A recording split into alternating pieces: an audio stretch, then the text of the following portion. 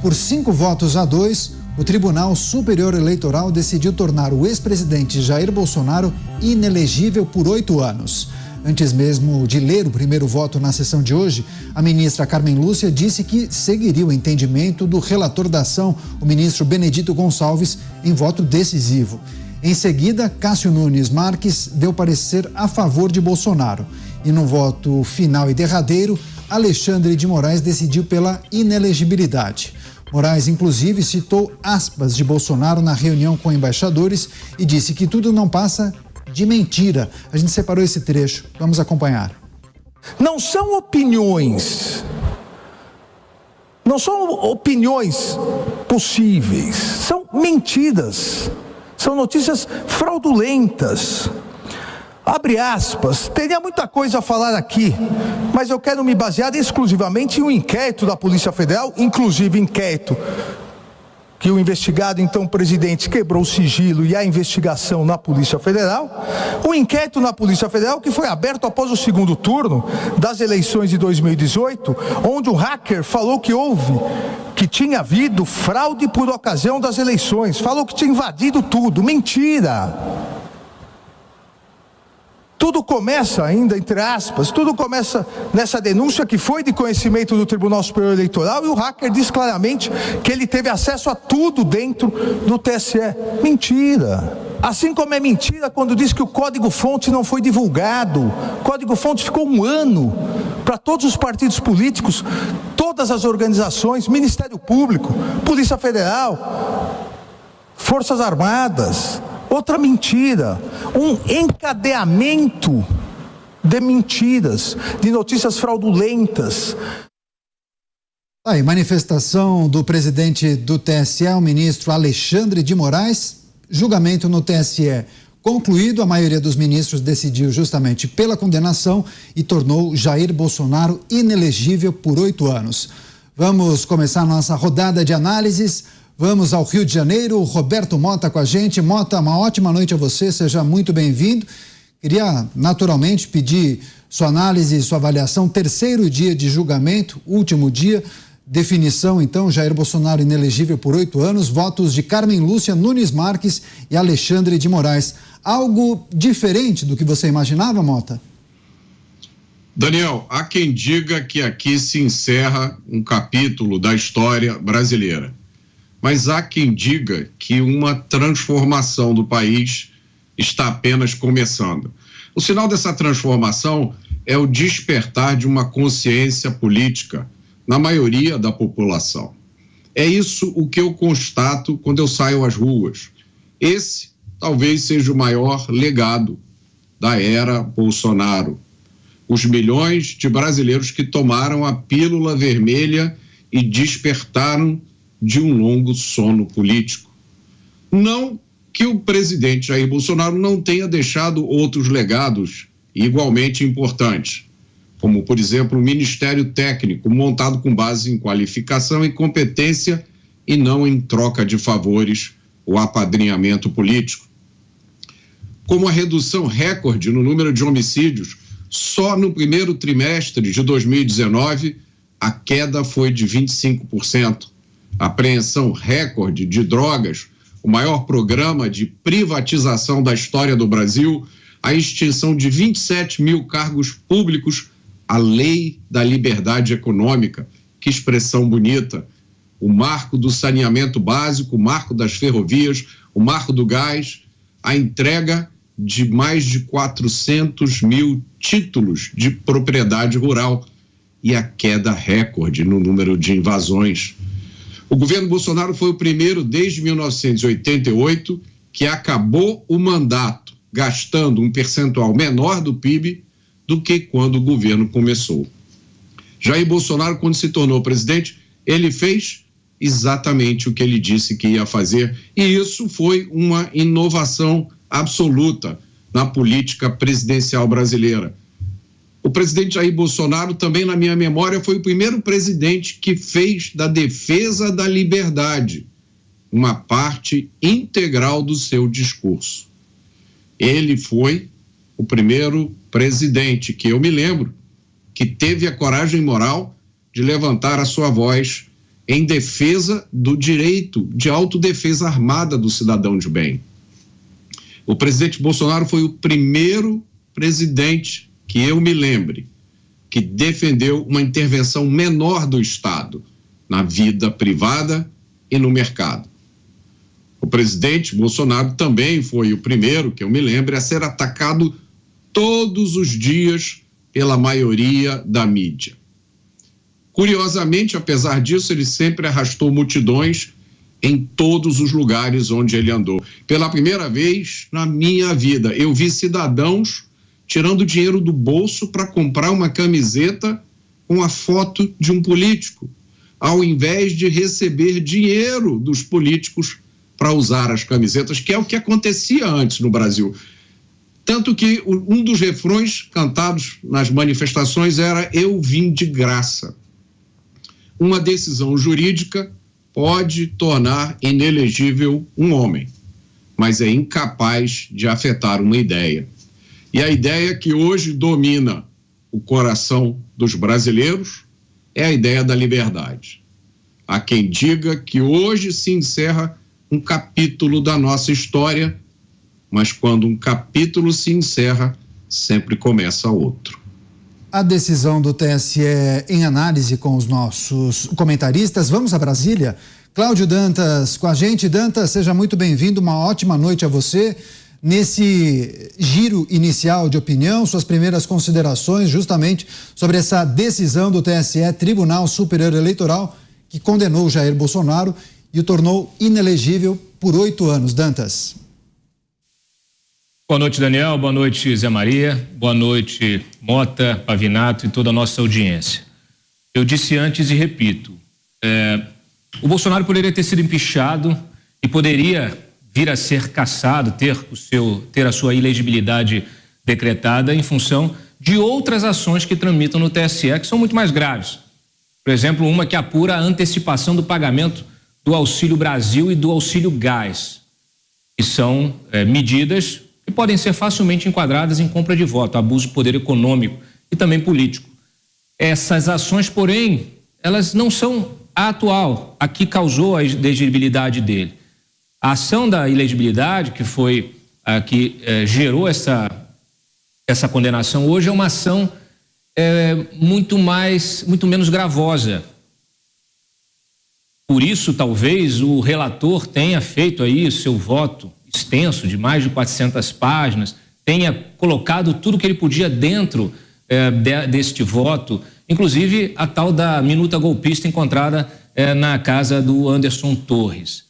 Só que a justiça não pode ser aplicada por analogia. O Bolsonaro não pode ser condenado pelo conjunto da obra, tá certo? Ele poderia ter sido condenado hoje, mas a inelegibilidade ela é muito grave e ela não se coaduna com o crime, com a gravidade do crime.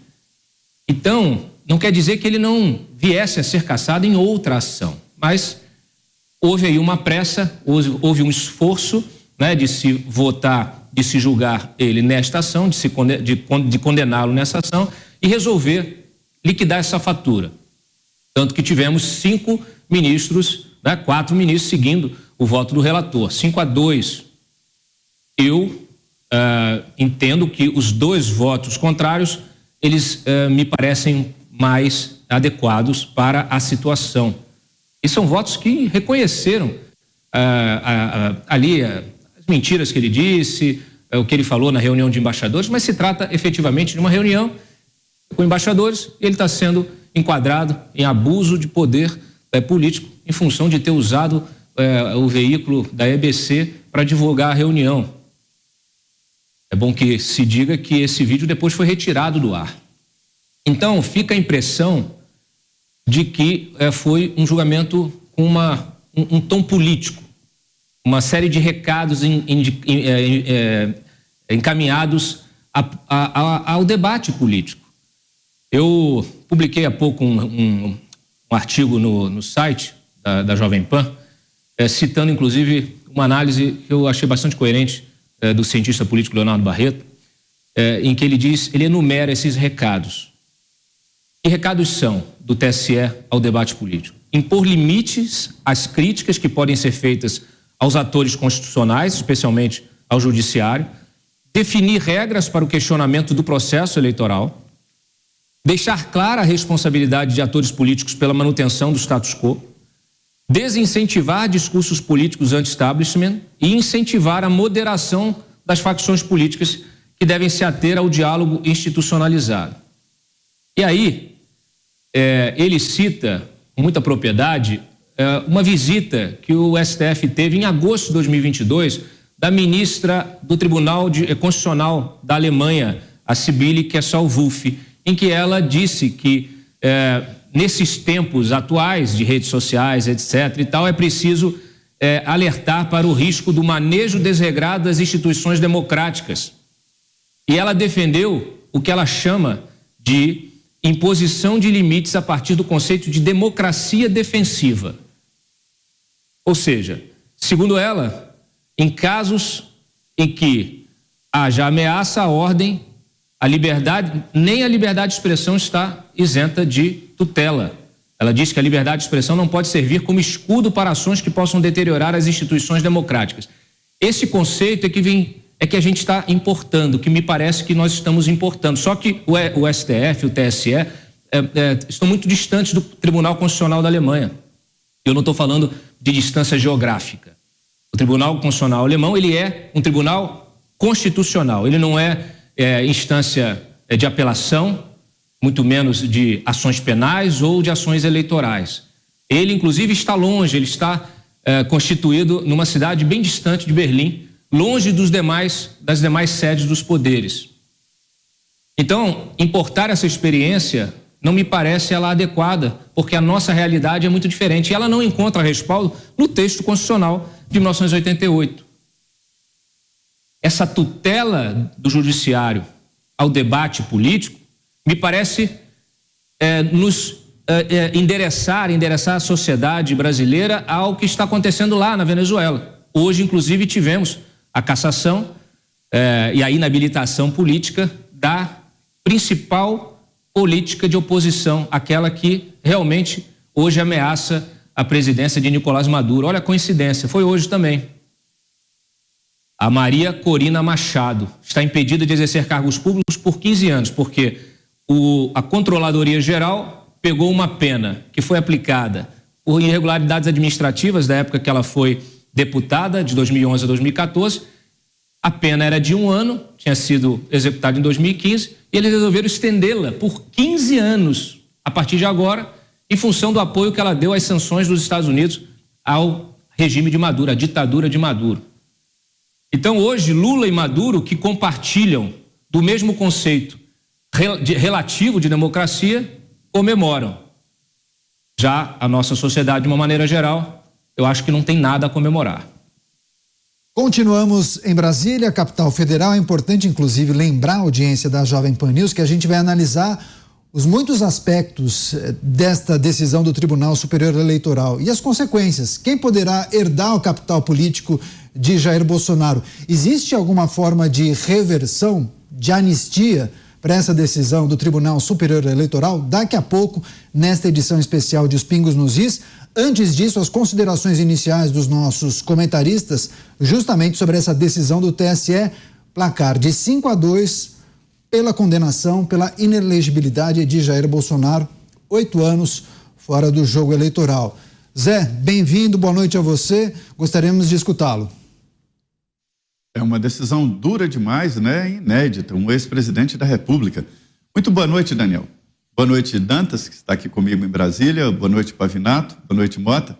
E boa noite a você, que está nos acompanhando aí nesta meta difícil, mas a gente não desiste de levar até você opiniões e informações importantes sobre a vida nacional. Eu sempre digo que política é, sim, muito importante.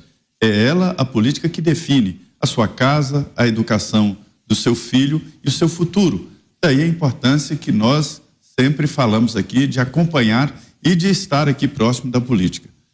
Olha, essa decisão do Tribunal Superior Eleitoral, ela só não foi mais forte do que várias cassações de mandato que já aconteceram no TSE. Eu acho uma agressão. Primeiro porque qualquer que seja eleito, ele vem pela força dos votos. Foram cassados pelo Tribunal Superior Eleitoral governadores como Jackson Lago, lá do Maranhão, o Cássio Cunha Lima, da Paraíba, foi eleito e teve um mandato cassado. E o Marcelo Miranda, do Tocantins. São governadores que se candidataram, cometeram lá as suas irregularidades eleitorais e foram eleitos, tomaram posse e foram cassados. Meu raciocínio primeiro é o seguinte: nós, aqui no Brasil, temos, nem todo país tem isso, são poucos países, uma justiça eleitoral. O TSE aqui é montado num prédio gigantesco, né? Nós temos aqui uma cidade do judiciário. E o TSE tem um prédio vistoso, grande, cheio de funcionários e que lida exclusivamente com eleições. As eleições não acontecem todo dia, né? De 2 em 2 anos, municipais e federal. Mas como uma justiça eleitoral deixa disputar o cargo alguém que não poderia, deixa tomar posse alguém que não poderia e depois caça os votos do eleito? Isso é muito agressivo. Então, a cassação desses governadores, para mim, talvez seja até muito mais grave do que a cassação do direito do ex-presidente Jair Bolsonaro se candidatar. Mas esta agressão, que é uma agressão ao direito de um cidadão, o TSE e o Supremo já decidiram que a elegibilidade não é um direito, é uma condição. Daí essa flexibilização que se dá, a possibilidade de caçar, de tirar a possibilidade de eleger. Nesse caso aí, a gente vê claramente que os tribunais superiores, que sempre foram ali políticos, estão explícitos demais. Todos os votos se transformaram em disputas políticas e o voto final do presidente do TSE, ministro Alexandre de Moraes, foi um voto longo e muito de discurso político. E isso não é comum também nos tribunais superiores. Mas, de qualquer forma, Daniel, o que conforta e que a gente vê que está no caminho certo é que ninguém fala em não aceitar, em desobediência civil ou em reagir. Não. O próprio ex-presidente Jair Bolsonaro admitiu, dizendo que não está morto politicamente, e não está. Político só se mata nas urnas, ou seja, com a falta de votos, que não é o caso dele. É isso, a gente continua o nosso giro de opinião. Tiago Pavinato, aqui nos estúdios da Jovem Pan News em São Paulo. Pavi, seja muito bem-vindo, uma ótima noite a você. Naturalmente, queria pedir sua análise e sua avaliação. Os argumentos que foram usados pelos ministros no dia de hoje, Carmen Lúcia, Nunes Marques e também Alexandre de Moraes, chamou a atenção que Nunes Marques defendeu que a tese utilizada para caçar o deputado do Paraná, Felipe Francischini, não poderia ser aplicada no caso de Jair Bolsonaro, porque, segundo ele, Francischini fez uma live no dia do pleito, se dirigindo a eleitores, e no caso, Jair Bolsonaro teria feito o discurso, a reunião com os embaixadores meses antes do pleito e para um público diferente, um público que nem poderia votar, embaixadores estrangeiros. Queria sua análise, sua avaliação desse terceiro e derradeiro dia de análises e apreciações dos ministros. Bom, vamos ver se eu sou capaz de traduzir de uma forma didática esta questão do julgamento de hoje, que parou o Brasil e vai ser o assunto comentado por muito e muito tempo. Vou começar dizendo o seguinte: boa noite, Caniato, boa noite, Dantas, boa noite, Zé, e boa noite, Mota. Boa noite, nossa audiência. Boa noite aos que comemoram e aos que se entristeceram. Boa noite a todos nós. Ao menos uma boa noite, eu espero que todos nós tenhamos. Quando a gente começa a estudar direito, nós, na teoria geral do direito, descobrimos os significados de ser e dever ser. O ser é o que é o que acontece. O ser é o real, o ser é o material, o ser é o que eu faço, é o que eu vejo, é o que acontece. E o dever ser é o ideal. E o direito, ele fica dentro do campo do dever ser. Aquilo que deve ser. E quando o ser, portanto, se afasta sobremaneira do dever ser, o dever ser, que é o direito, que é expressado, materializado nas leis, vai ser aplicado esse ser para que a gente tenha um pouco de harmonia social, para que a gente tenha um pouco de paz, para que a gente tenha equilíbrio.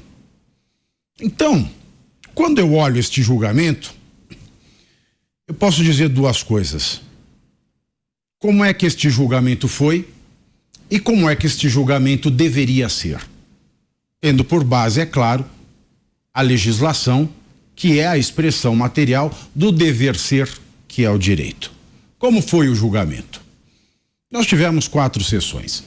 Na primeira delas, falou o relator, narrou um resumo dos fatos, que é o ministro Benedito Gonçalves. Na sequência falou o advogado do PDT, que apresentou um pedido, uma petição inicial, uma acusação para que fosse aberta uma ação de investigação da Justiça Eleitoral, uma AIJE, contra o então candidato a presidente Jair Bolsonaro, à reeleição, e o vice, Walter Braga Neto, por abuso de poder. Onde é que está isso? Está na Lei Complementar 64 de 1990. O artigo 22, ele fala do abuso do poder político, que é o abuso do poder da autoridade que está no poder e que, portanto, só se imagina nos casos de reeleição, seja para cargos do executivo ou do legislativo, abuso de poder econômico, e também fala do abuso de direito de candidatos em espalhar desinformação através de qualquer meio de comunicação social, não precisa ser público. Então nós temos 3 hipóteses aqui.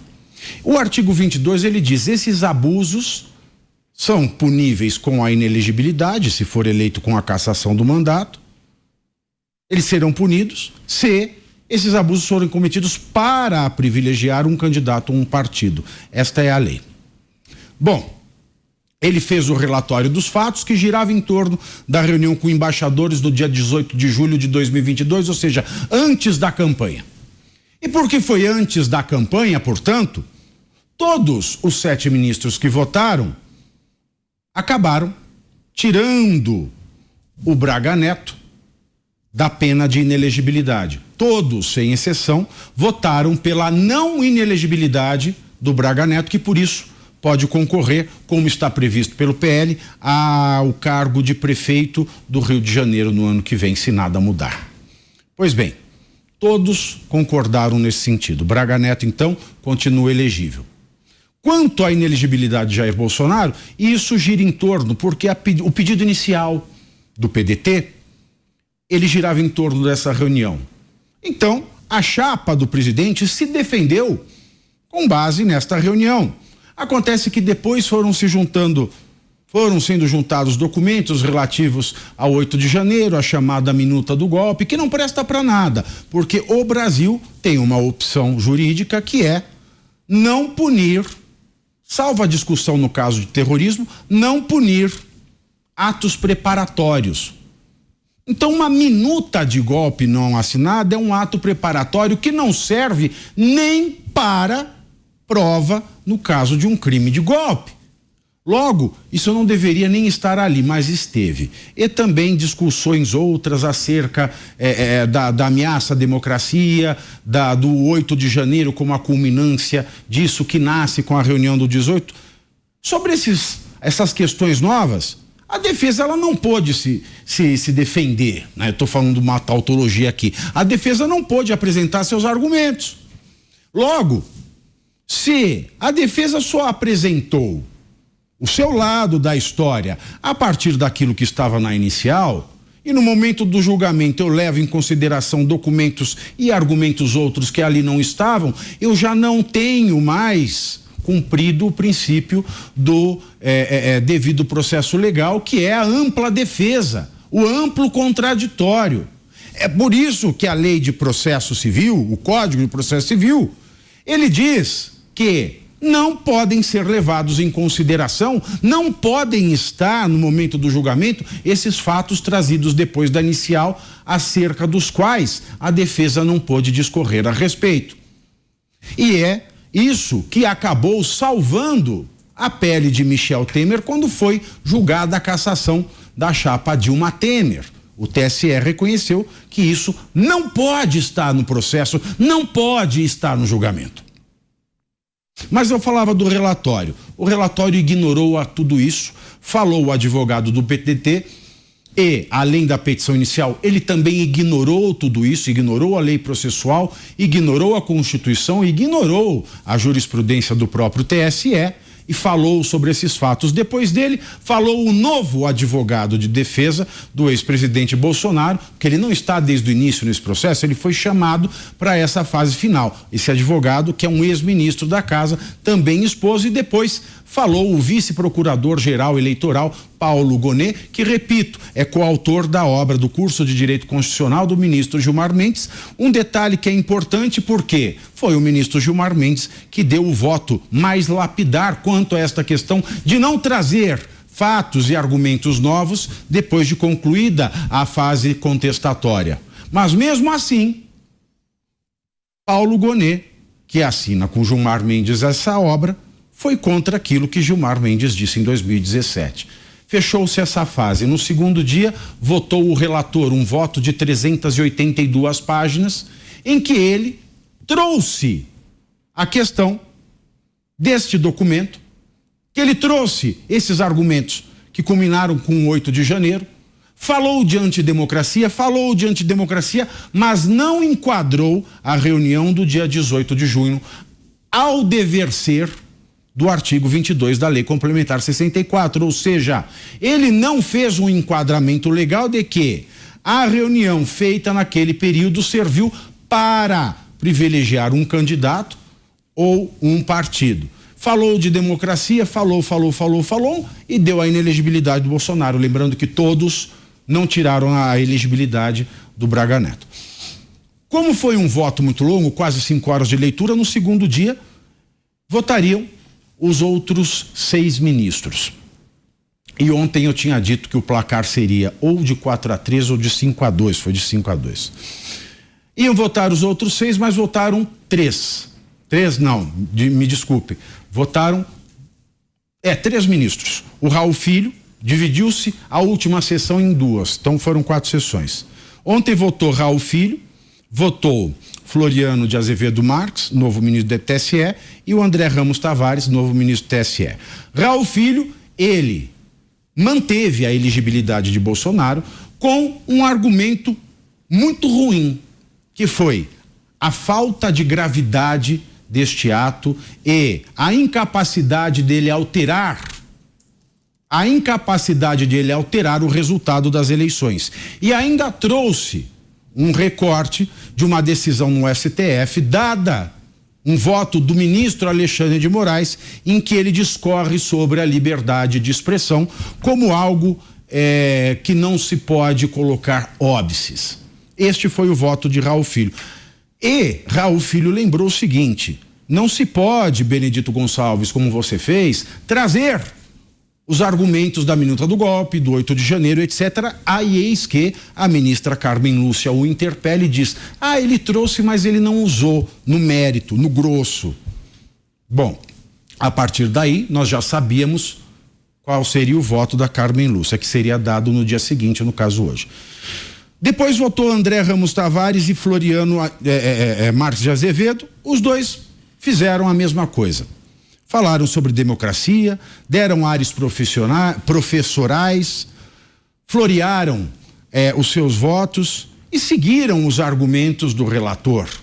E seguiram na falha de não enquadrarem o ser do dia 18 de julho de 2022, a reunião de Bolsonaro com os embaixadores do Palácio da Alvorada e transmitido pela EBC.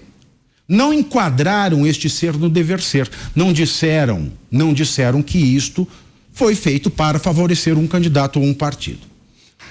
Suspensa, retoma hoje. Votou Carmen Lúcia, obviamente acompanhou Benedito Gonçalves, como eu já tinha adiantado ontem. Cássio Nunes votou, acompanhou Raul Filho pela não inelegibilidade de Bolsonaro. E, além do argumento da falta de gravidade, que é um argumento ruim, explico novamente, ruim porque o inciso 16 do artigo 22 da Lei Complementar 64 de 90, que embasa esse pedido, diz que não importa a gravidade, não importa se ele é útil ou inútil para a finalidade perseguida, que é a inelegibilidade. Se a pessoa praticou com a finalidade de promover um candidato ou um partido, é caso de inelegibilidade. Então, um argumento péssimo. Mas o Cássio Nunes, ele trouxe outro argumento. Ele trouxe o argumento do precedente que já tinha sido invocado pelo ministro André Ramos Tavares, que é o caso do deputado lá do estado do Paraná, Felipe Francischini, que fez aquele vídeo falando mal da urna eletrônica. E o Cássio Nunes Marques lembrou muito bem, isso não se aplica. Por quê? Porque o Francischini, ele respondeu por outro tipo legal, ele respondeu por um crime eleitoral, que não do artigo 22 da Lei Complementar 64 de 90. Portanto, o enquadramento jurídico do caso Francischini é totalmente diverso do enquadramento jurídico do caso Bolsonaro. E por isso nós não podemos aplicar o caso do Francischini como precedente. Por fim, quando já foi dada a maioria, nós já tínhamos 4 votos pela inelegibilidade de Bolsonaro, contra 2 pela sua não inelegibilidade. O ministro Alexandre de Moraes, ministro da Corte, faz do seu voto, faz um discurso bastante duro contra fake news, faz um discurso que, diferentemente de Carmen Lúcia, do André Ramos Tavares, do Floriano de Azevedo Marques e do Benedito Gonçalves, relator, tenta enquadrar o ser do 18 de julho ao dever ser do artigo 22 da LC 6490. O que diz Alexandre de Moraes? Ele diz que aquela reunião, mesmo que em período pré-eleitoral, ela serviu de material para cortes que acabaram contaminando as eleições porque elas passaram a ser distribuídas pelas redes. Então foi um material produzido previamente que serviu sim para fins eleitorais de promoção do candidato Jair Bolsonaro. Mesmo que o vídeo tenha saído da EBC, ele, lá na origem, já tinha sido reproduzido, ou seja, copiado, e seus trechos foram usados como peça de campanha durante as eleições. Não disse por quem. Por terceiros, talvez. Por aquilo que ele chamou das camadas do mal que rondam, que espreitam as redes sociais. Mas ele, de um jeito, como quem tenta colocar uma calça 32 em alguém que veste 54, ele pelo menos tentou vestir o ser ao dever ser e aplicou a inelegibilidade ao Bolsonaro e não ao Braga Neto. Por fim, venceu a tese da inelegibilidade por 4-2, valendo destacar 2 pontos, tanto no voto da Carmen Lúcia quanto do ministro Alexandre de Moraes. No voto da Carmen Lúcia, nós temos o seguinte: não se está aqui a julgar a existência de um mero grupo de falácias contadas, mas sim uma estratégia política que depende da disseminação de falsas informações pautadas por uma identidade política ou mesmo uma etiqueta ideológica, que não aceita, não tolera e relega como pária aquele que não toma para si a integralidade da agenda pautada. Nós temos um outro, o ministro Alexandre de Moraes. Eu tenho absoluta certeza que essa resposta confirmará a nossa fé na democracia, nossa fé no Estado de Direito e no nosso grau de repulsa ao degradante populismo renascido a partir das chamas do discurso do ódio, dos discursos antidemocráticos, dos discursos que propagam infame desinformação. Bom, senhores, o que eu quero dizer com esses 2 trechos que eu separei? Etiqueta ideológica e relegar como pária. Se nós olharmos a campanha de Lula, nós também tivemos a etiqueta ideológica do fascismo muito bem formatada pela campanha de Luiz Inácio Lula da Silva e nada aconteceu com ele. A própria questão da Frente Ampla pela Democracia tornou todos os eleitores de Jair Bolsonaro párias.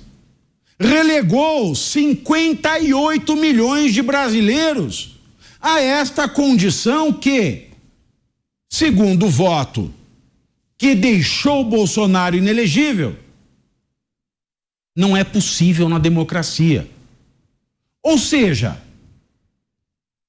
senhores, o ataque ao judiciário, à instituição que é o Tribunal Superior Eleitoral, que é uma das muitas instituições da República, motivou esta aplicação didática mais desconforme ao dever ser da inelegibilidade ao Jair Bolsonaro, mas não ao seu vice. E aí eu lhes pergunto, uma vez que o artigo 22, que é o que embasa o pedido do PDT, ele diz o seguinte, para que não sejamos levianos, ele enquadra este crime como o abuso da autoridade, aquele que está no poder, o abuso do poder econômico, e também fala da utilização indevida dos veículos de comunicação, qualquer pessoa.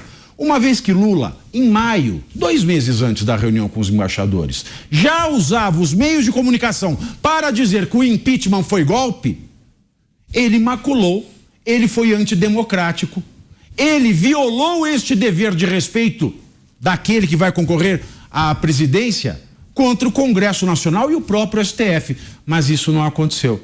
Logo, fica como conclusão, Bolsonaro ficou inelegível. E pelos argumentos da inelegibilidade do Bolsonaro, Lula também deveria ficar. Por que não ficou? Porque nenhum partido de direita protocolou esta ação dentro do prazo.